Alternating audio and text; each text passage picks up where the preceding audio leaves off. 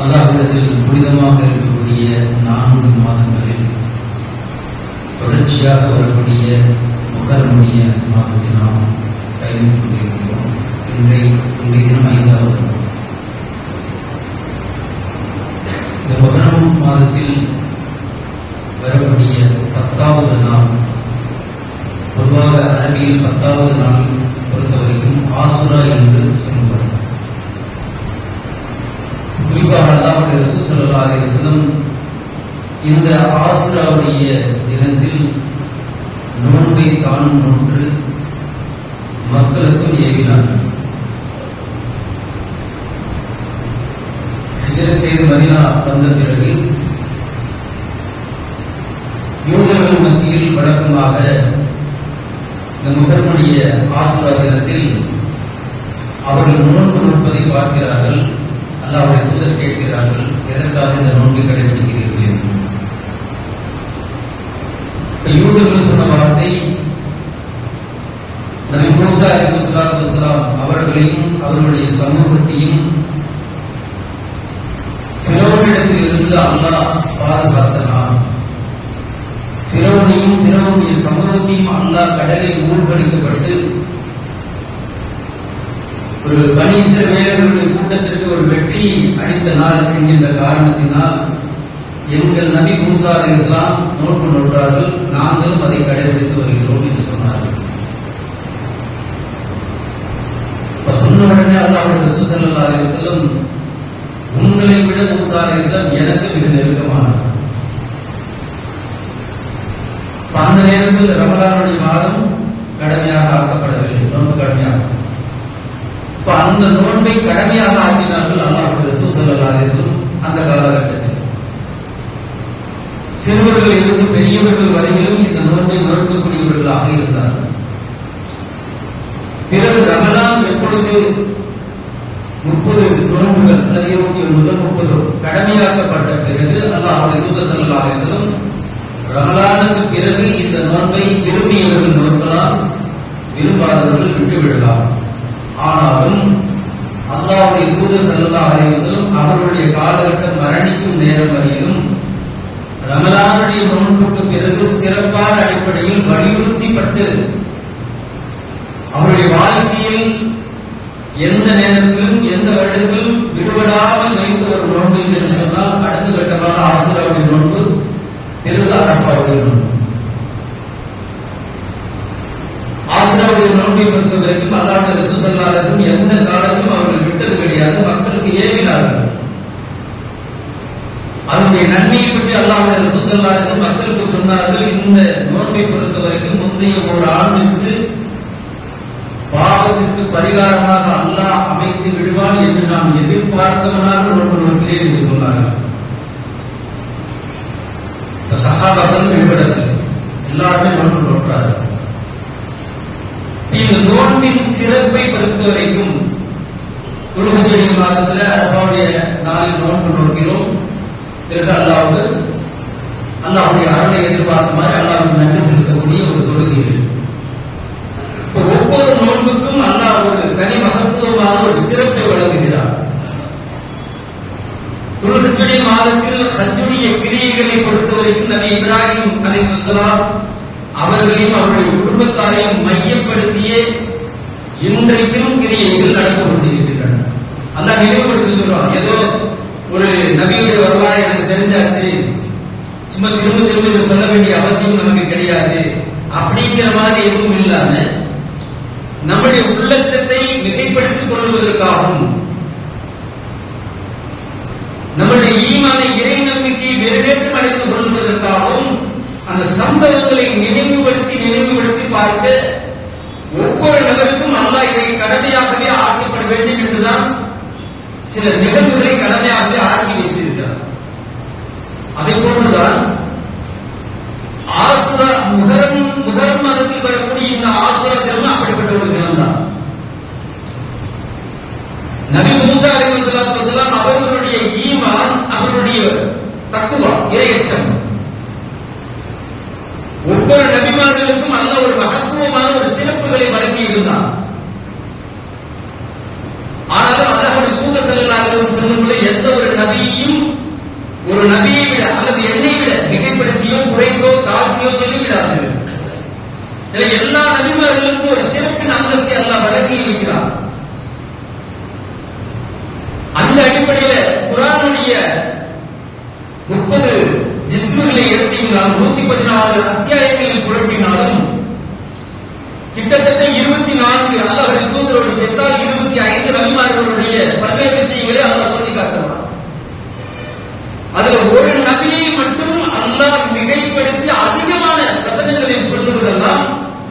மூசா அலைஹிஸ்ஸலாத்துடைய வரலாறை மட்டும்தான் அல்லாஹ் அதிகமான இடங்களில் குறிப்பிடுகிறான்.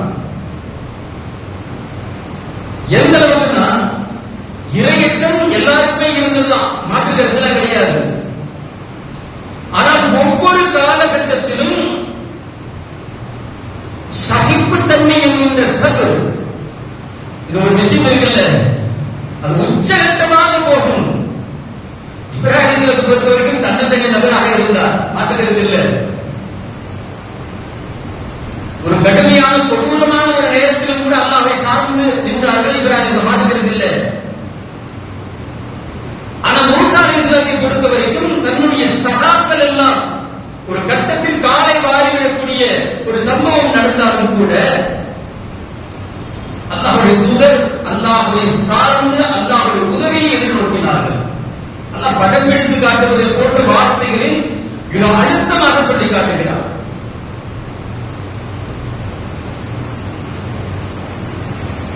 மிக அழுத்தமாக அல்லாஹ் சொல்லி காட்டுகிறார். இப்ப இந்த மூசா அலைஹிஸ்ஸலாத்து வஸலாம் இந்த ஆசுராவுடைய தினத்தில் மிக கொடுங்கோலனாக வாழ்ந்து கொண்டிருந்த ஃபிரௌன் கடலில் மூழ்கடிக்கப்பட்ட அந்த வரலாற்று சம்பவம் இருக்கிறது அல்லவா, அல்லாஹ் இதை நினைவுபடுத்த சொல்லுகிறான் இந்த தினத்தில். அதனாலதான் நோன்பு. எதற்காக நோன்புன்னா அது ஒரு நோன்புக்கு ஒரு விஷயம் வரணும் இல்லையா, இதை நீங்க நினைவுபடுத்துங்க. அது எப்படிப்பட்ட ஒரு சம்பவமாக இருக்கும், சாதாரணமான விஷயம் இல்லை. ஃபிரௌனுக்கு எதிரான அடிப்படையில் அல்லாஹ் நுபுவத்தை கொடுக்கிறான், நபித்துவத்தை கொடுத்த அல்லாஹ் மூசா அலைஹிஸ்ஸலாத்துக்கு. நான் உனக்கு சான்றுகளை கொடுக்கிறேன், நேர ஃபிரௌன் இடத்துல போ, பயப்படாம போ, என் இறைவனின் தூதர் என்று நீ அறிமுகப்படுத்திக் கொள், பயந்துராதீங்க, அல்லாஹ் தைரியமா கொடு, நான் உனக்கு சில அத்தாட்சிகளை கொடுத்திருக்கிறேன், நீ ஃபிரௌன் இடத்துல தைரியமா இருந்து சொல்லுகிறார். அல்லாஹ்வுடைய தூதருக்கு பயம். என்ன காரணம் அப்படின்னா, பேச்சுகள் நம்மை போன்று பேசக்கூடிய ஒரு நாவை இல்லாமல் முடிச்சோட ஒரு நாள் இருக்குது. யார் மூசா இருந்தார், பேசலாம் குளரும். அல்லாஹ்வுடைய தூதர் அல்லாஹ்விடத்துல பிரார்த்தனை செய்கிறார்கள். ரப்பி இஸ்ரஹ் லி ஸத்ரி வ யஸ்ஸர் லி அம்ரி வஹ்லுல் உக்தத்தம் மின் லிசானி யஃப்கஹு கௌலி. அல்லாஹ் சொல்றான், அல்லாஹ்வுடைய தூதர் மூசா அலைஹிஸ்ஸலாம் என்னிடத்தில் இப்படி பிரார்த்தனை தேடினார்கள் என்று. யா அல்லாஹ், எனக்கு ஃபிரௌனிடத்தில் நான் செல்லக்கூடிய நேரத்தில் எனக்கு அதற்குண்டான வலிமையை கொடு, என் நாவில் இருக்கக்கூடிய பிரச்சனை முடிச்சுகளை நீ அவிழ்த்து விடு, எது வந்தாலும் எதிர்கொள்ளக்கூடிய ஒரு திறமையை எனக்கு வழங்க கேட்கிறார். அல்லாஹ் கொடுக்கிறான். கூட ஆறுமலை சிலத்தையும் கேட்கிறாங்க, என் சகோதரனையும் நீ அனுப்பு, எனக்கு என் உள்ளத்தை பலப்படுத்துவதற்கும் எனக்கு உறுதுணையாக இருப்பதற்கும் என் சகோதரன் அனுப்புற. அல்லாஹ் அதையும் அனுமதிச்சார். ஃபிரௌனிடத்துல போறாங்க. ஏதோ ஃபிரௌன் சாதாரணமாக இங்க சேர சொல்ற மன்னனை போட்டுலாம் கிடையாது. மிகப்பெரிய ஒரு வல்லமை படைத்த ஒரு மாவீரனாக விளங்கியவன் ஃபிரௌன். அவனை எதிர்த்து யாருமே எதுவும் பேச முடியாது. தன்னை தானே கடவுளாக பிரகடனப்படுத்திக் கொண்டவன். எகிப்தில் அவருடைய ஆளுமை என்றால் சாதாரணமான ஆளுமை கிடையாது. அந்த மாதிரி ஒரு இடத்துல ஒரு சாதாரணமா போய் மூசா அலைஹிஸ்ஸலாம் தாவா பண்ணணும் அப்படின்னா அது சாதாரணமான விஷயமே இல்லை. இருந்தாலும் தைரியமாக போறாங்க, சபையில நேராக போறாங்க, ஃபிரௌனை சந்திக்கிறார்கள். நான் என் இறைவனுடைய தூதராக நியமிக்கப்பட்டு உங்களிடத்துல வந்திருக்கிறேன் அப்படின்னு ஒண்ணு. ஃபிரௌன் சொன்னான், உன்னுடைய இறைவனுடைய தூதரா?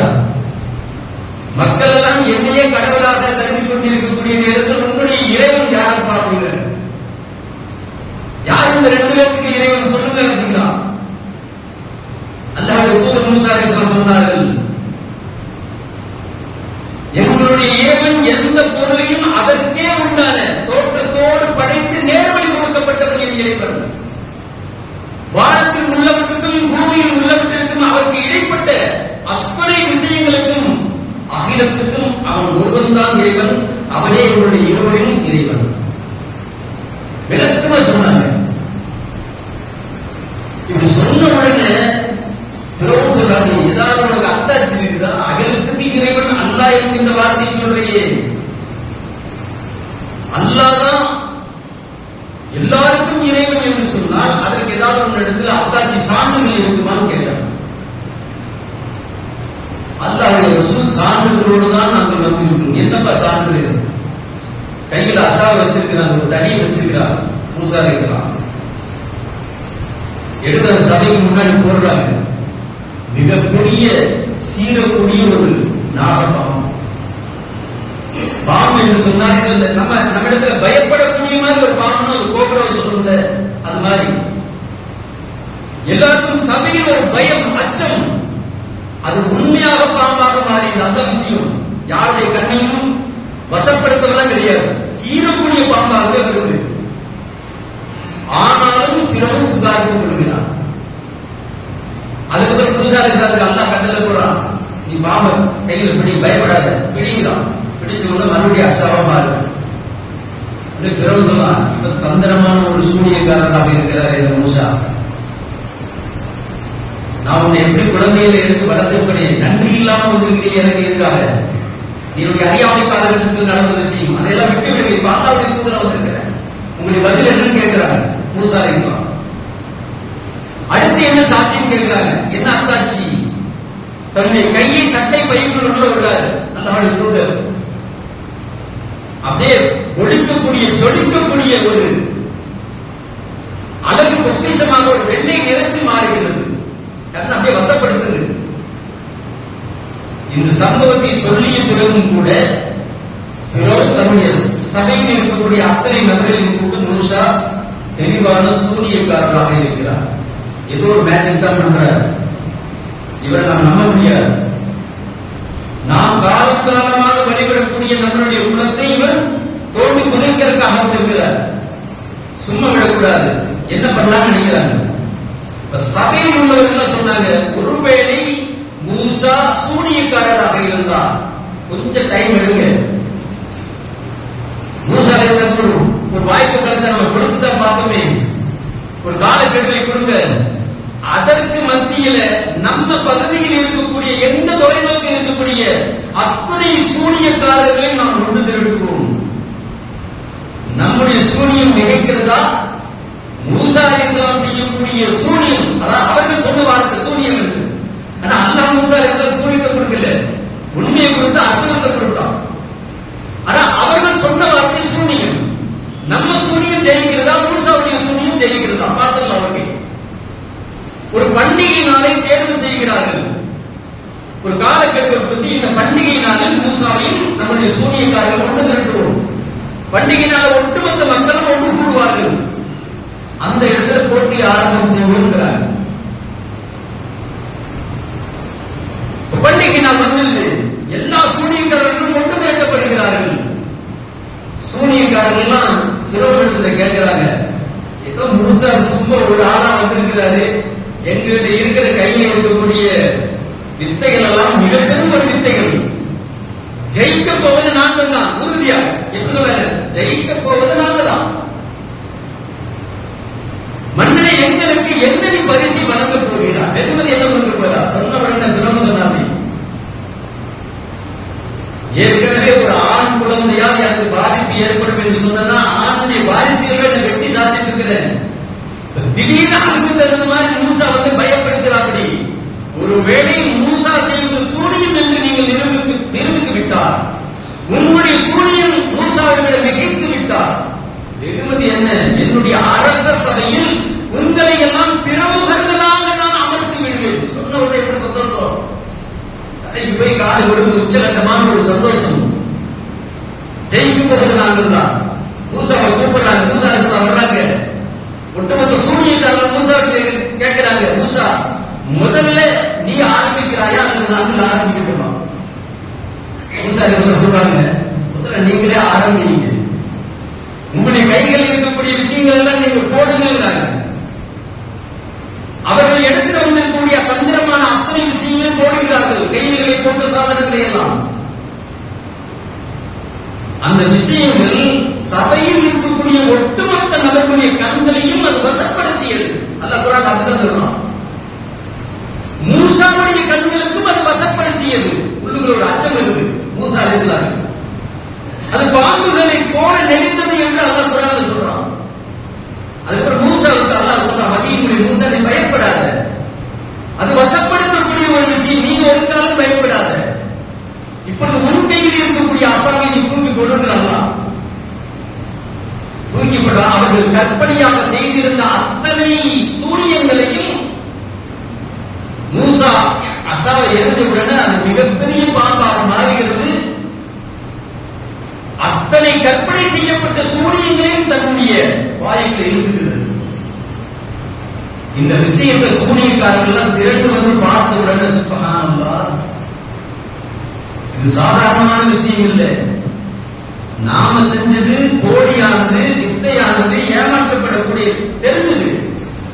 அது பாம்பை ஒரு காலம் ஒருத்தரை வந்து பிரச்சனை பண்ணாது. பாம்பு மாதிரி அப்படியே வசப்படுத்தி மனிதனுடைய உள்ளங்களை பயப்படுத்தக்கூடிய ஒரு நிகழ்வாகத்தான் செய்தார்களே ஒழிய அது உண்மையான விஷயம் இல்லை. ஆனால் கண்ணுக்கு எதிராக மூசா அலைஹிஸ்ஸலாம் தன்னுடைய அசாவை எரிகிறார்கள். அது உண்மையான பாம்பாக அந்த குர்ஆன்ல சொல்றான், அது பாம்பாகவே மாறி இருக்கிறான்.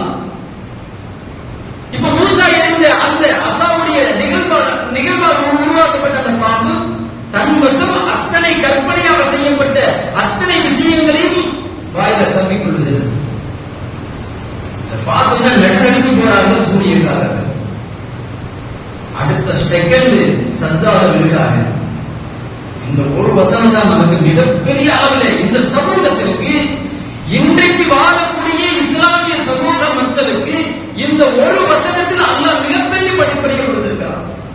அல்லாஹ் சொல்றான், அதுவரையிலும் அல்லாஹ்வுக்கு இணை கற்பிக்கக்கூடிய, அல்லாஹ்வை மறுக்கக்கூடிய குஃப்ருக்குள்ளாரையும் சிறுக்குள்ளாரையும் வாழ்ந்து கொண்டிருந்த அந்த சூனியக்காரர்கள் ஒரு செகண்டில் அல்லாஹ் ஹிதாயத்தை கொடுக்கிறான். உண்மை எது பையது அல்லாஹ் பாலுக்கு பால் தண்ணிக்கு தண்ணி அப்படியே ப்ரூவ் பண்றான்.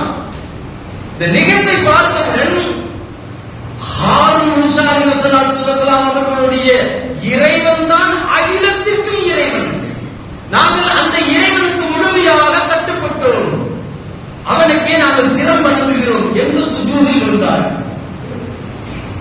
இந்த விஷயம் பிறருக்கு கடுமையான கோபத்தை உண்டாக்குகிறது. சூனியக்காரர்கள் எல்லாம் பார்த்தாங்க, நான் உங்களுக்கு அனுமதி கொடுக்காம உடனடியாக நீங்கள் மூசாவுடைய இறைவனாக இருக்கக்கூடிய அல்லாஹ்வுக்கு எப்படி சுஜூது செய்ய முடியும்? என்னை விடுத்து நீங்கள் எப்படி செய்வீர்கள்? நான் அந்த விஷயத்தை ஏற்றுக்கொள்ளவில்லை, உங்களுக்கு எப்படி இந்த திராணி வந்ததுன்னு கேட்கிறோம். உங்கள் நான் இந்த ஒரு காரியத்திற்காக நான் என்ன செய்ய முடியுமா? உங்கள் அனைவரையும் மாறுகால் மாறுகை வாங்கி சிலுவையில் அறைந்து கொள்ளுவேன் என்று சொல்கிறார். சூனியக்காரர் என்ன பதில் சொன்னார் தெரியுமா? இதுகால வரையிலும் நாங்கள் அறியாமல், இறைவன் யார் என்று தெரியாமல் கூட எங்களுடைய செயல்பாடுகள் எல்லாம் இறைவனுக்கு கோபமூட்டக்கூடிய காரியங்களை நாங்கள் செய்து கொண்டிருந்தோம். ஆனால் இந்த நேரத்தில் எது உண்மை என்று நாங்கள் அறிந்து கொண்டோம். எங்கள் இறைவன் அல்லாஹ் என்று ஏற்றுக்கொண்ட ஒரு காரணத்தினால் நாங்கள் செய்த அத்தனை பாவங்களையும் இந்த நேரத்தில் மூசாவுடைய உம்மத்துகளின் முதன்மையானவர்களாக நாங்கள் இருக்கக்கூடிய காரணத்தினால் அல்லாஹ் எங்கள் ஒட்டுமொத்த பாவத்தையும் மன்னிப்பார் என்பதை நாங்கள் உறுதி கொள்கிறோம். அல்லாஹ் நிச்சயம் எங்கள் பாவத்தை மன்னிப்பார். நம்ம சட்டமா கொடுக்கலாம். அவங்க சொன்ன வார்த்தையை குர்ஆன்ல அல்லாஹ் சொல்லி காட்டுறான் பாருங்க, எந்த அளவுக்கு அவங்களுடைய நம்பிக்கை சொல்லி காட்டுறாங்க.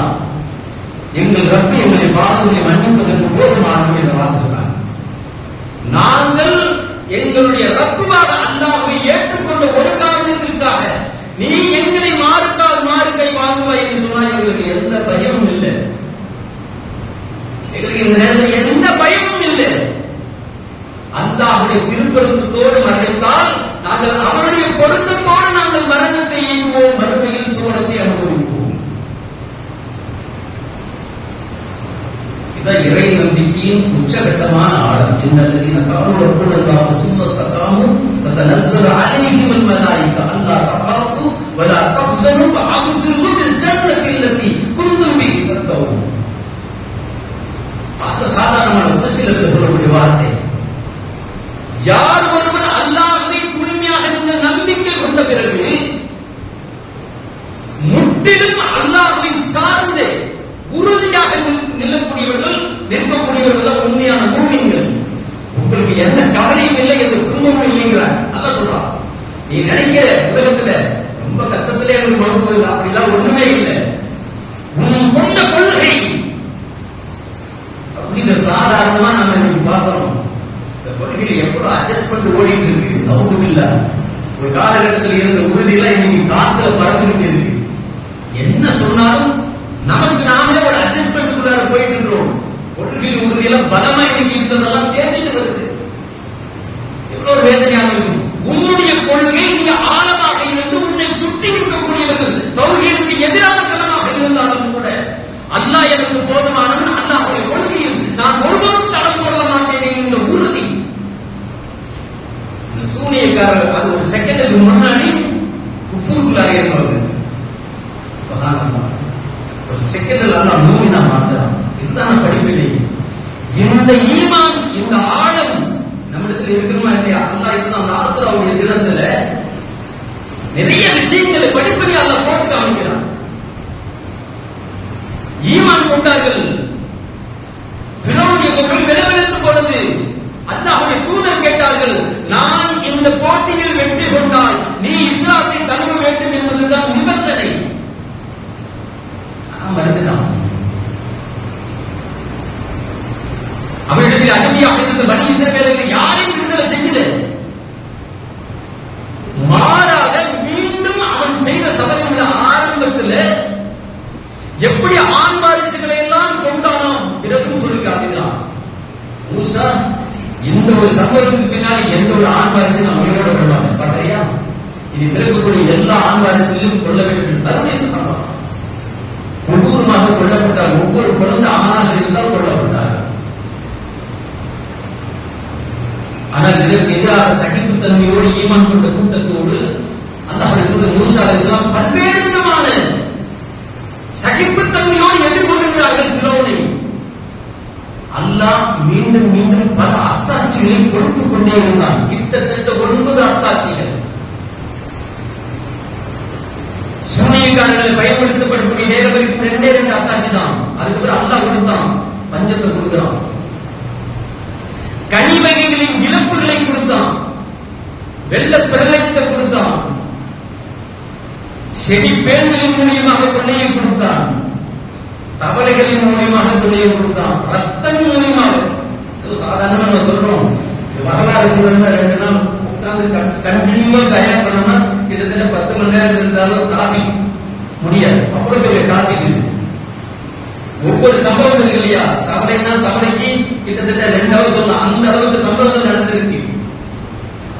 குர்ஆனுடைய தஃசீருக்குள்ளார போகலைன்னாலும் நீங்க பழைய ஏற்பாடுகள், கிறிஸ்துவத்தினுடைய அடிப்படையில் இருக்கிற இன்ஜீலுடைய ஏற்பாடு, பழைய ஏற்பாடுகளை பார்த்தீங்கன்னா இதுக்குண்டான அத்தனை ஹிஸ்டரியும் கொடுக்கப்பட்டிருக்கு.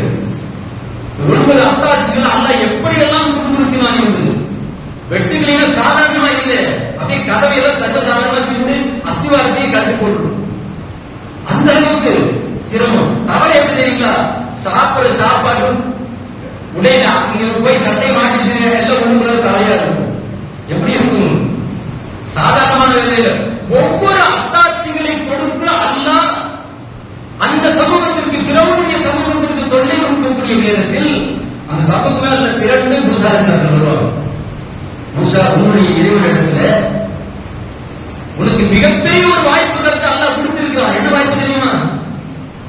என்ன அற்புதத்தை கொடுத்தா தெரியுமா? மூசா அலைஹிஸ்ஸலாமுக்கு.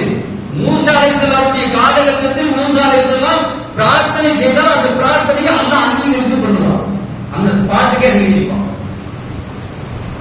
தெரிந்து வைத்திருந்த அவர்கள் ஃபிரௌனுடைய சமூகம் வர்றாங்க, மூசா, நீ உன்னுடைய ரப்பு அழைக்கக்கூடிய அல்லாஹ்விடத்தில் எங்களுக்காக பிரார்த்தனை செய்தால் இந்த தொல்லையிலிருந்து நாங்கள் விடுபடுவோம், நாங்கள் இஸ்லாத்தை ஏற்றுக்கிறோம். ஃபிரௌனோடு சேர்ந்துதான் மொழியை செய்வாங்க. ஒவ்வொரு காலகட்டத்திலும் அல்லாஹ்வுடைய தூதர் மூசா அலைஹிஸ்ஸலாம் பிரார்த்தனை செய்வார்கள்.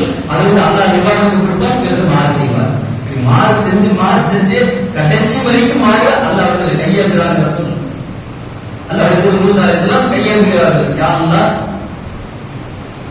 இதற்கு மத்தியிலும் இந்த மக்கள் திருநாள் மக்களாக இருக்கிறார்கள் என்று அல்லாஹ் வகையை கொடுக்கிறான்.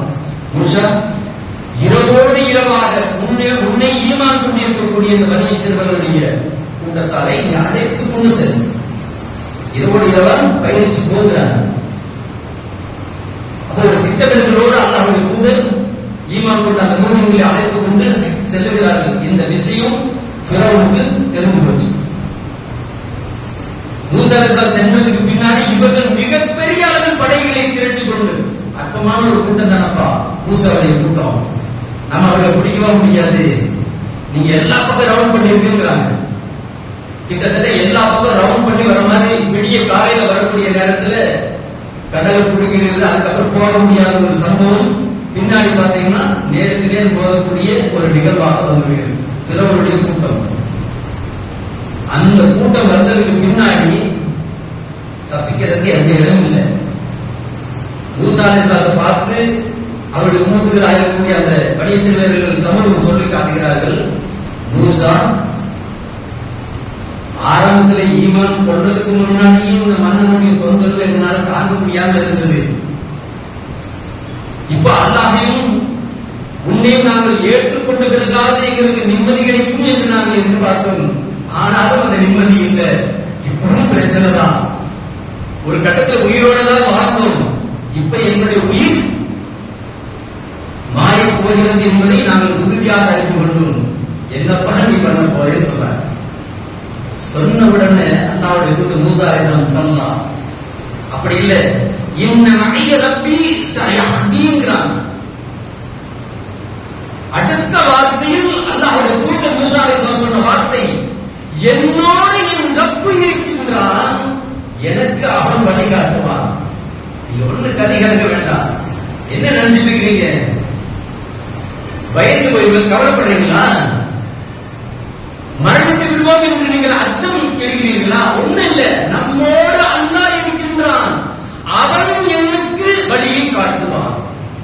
வார்த்தைதான், சொன்ன மாத்திரத்தில் அல்லாஹ் வழியை கொடுக்கிறான். மூசா அவன் கையில் இருக்கக்கூடிய அந்த அசாவை கதறி அடிக்கிறான், அடிக்கிறார்கள். அடிச்ச மாதிரி கடல் அப்படியே ரெண்டாம் மரம் மாதிரி குளத்துது. நடுவில் மிகப்பெரிய ஒரு பாதை உருவாகிறது. உன்னுடைய கூட்டத்தாரை அழைத்துக் கொண்டு செல்லுகிறாங்களா? ஈமான் கொண்ட கூட்டம் அந்த பாதையில செல்லுகிறது. இதை ஃபிரௌன் வேடிக்கை பார்க்கலாம். போகலாமா வேண்டாமா, போகலாமா வேண்டாமா. ஒரு கட்டத்தில் பிடிச்சிடலான்னு மீண்டும் ஃபிரௌனும் ஃபிரௌனுடைய சமூகம் அந்த பாதையில் வருகிறார்கள். அல்லாஹ் ஈமான் கொண்ட கூட்டத்தை அப்படியே காப்பாற்றினான். ஃபிரௌனையும் ஃபிரௌனுடைய சமூகத்தையும் கடலில் மூழ்கடித்து சாடினார். அந்த நேரத்தில் ஃபிரௌன் கதறான்,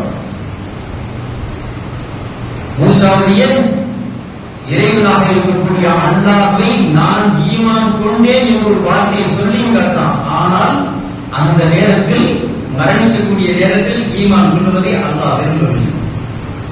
என்ன நிர்பந்தம், உயிர் போயும் முடிந்து வச்சு தெரிஞ்சிருச்சு. அதனால ஈமான் கொள்றதுக்கு முயற்சி பண்றான். அல்லாஹ் அந்த ஈமானை அங்கீகரிக்கவில்லை.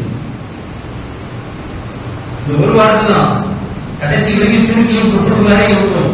சக்கரத்துடைய வேதனை நாம கொண்டு போய் லா இலாஹ இல்லல்லாஹ் சொல்லிக் கொடுத்தோம் இல்லையா? அவர் நல்ல நிலையில் இருந்து லா இலாஹ இல்லல்லாஹ் முஹம்மது ரசூலுல்லாஹ் சொல்லிக் கொடுத்து சிறுக்குனா என்ன பிதத்துனா என்னன்னு கடைசி காலம் ஒரு நாள் உயிரோடு வாழ்ந்து கொண்டு தப்பில்லை. தௌபா தேடிதான் அல்லாஹ் மன்னிப்பதற்கு தகுதியானவன். ஆனா அது ஒண்ணுமே இல்லை. சுயநினைவில்லாம சக்கரத்துடைய வேதனையில் இருக்கக்கூடிய ஒரு நபருக்கு கொண்டு போய் நீங்க வாயில எதை சொல்லி வேணாலும் ஊதி கொஞ்சம் தப்பில்லை. அல்லாஹ் எதுக்கணும் இல்லை. ஃபிரௌனை பாடமாக வந்து அல்லாஹ் வைக்கிறான். கடைசி நேரத்துல கடைசி செகண்ட்ல நீ ஈமான் கொண்டு எனக்கு தேவையில்லைங்கிறாங்க. எதுக்காக ஈமான் கொண்டு? இந்த விஷயம் நல்லா இருக்கக்கூடிய நேரத்தில் உறுதி கொண்ட அடிப்படையில யதார்த்தமாக ஈமான் கொண்டு அடுத்த செகண்ட் அல்ல மௌத்து கொடுத்துட்டாங்க. நம்ம பாவத்தை மன்னிப்பதற்கு அல்ல போதுமா? இந்த சம்பவம் நமக்கு மிகப்பெரிய ஒரு படிப்படியை கொடுக்கிறது என்று சொன்னால் அது சாதாரணமான விஷயம் அல்ல. பேசுவதற்கு நிறைய விஷயங்கள் இருக்கு. திருமாவுடைய நேரம் பத்தாத காரணத்தினால் இப்படிப்பட்ட நிகழ்வை நாம் நினைவு கூர்ந்து சூனியக்காரர்கள் எப்படி ஈமானில் உறுதி கொண்டு நின்றார்களோ, அல்லாஹ்வுடைய தூதர் மூசா அலைஹிஸ்ஸலாம் அப்பொழுது உச்சகட்டமான பிரச்சனையில் அல்லாஹ் என்னோடு இருக்கிறான், அவன் எனக்கு வழியை காட்டுவார் என்கின்ற தக்குவா எப்படி உள்ளத்தில் உறுதி கொண்டு இருந்தார்களோ அதை போன்றுதான் முஃமின்களாக நாம் இந்த தௌஹீதுடைய கொள்கையில் பயணிக்கக்கூடிய நேரத்தில் எப்படிப்பட்ட துன்பங்களை நாம் எதிர்கொண்டாலும் அல்லாஹ் என்னோடு இருக்கிறான், அல்லாஹ்வுக்காகத்தான் நம்ம உயிரோட வாழ்றேன். கஷ்டம் எல்லாம் செகண்ட்ல துணியா அழிய போகிறது. கவர்ச்சியான எனக்கு தேவையில்லை, மறுமைதான் எனக்கு தேவை. இந்த உறுதியோடு அல்லாஹ்வை சார்ந்து மரணிக்கும் வாய்ப்பை அல்லாஹ் உங்களுக்கும் எனக்கும் கொடுத்து மறுமையின் சோனத்தை கையில் சோனத்தில் கைவிடக்கூடிய நல்ல மக்களாக ஆக்கியவர்கள் என்றாக எனக்கு முதல்வரை நிறைவு செய்கிறேன்.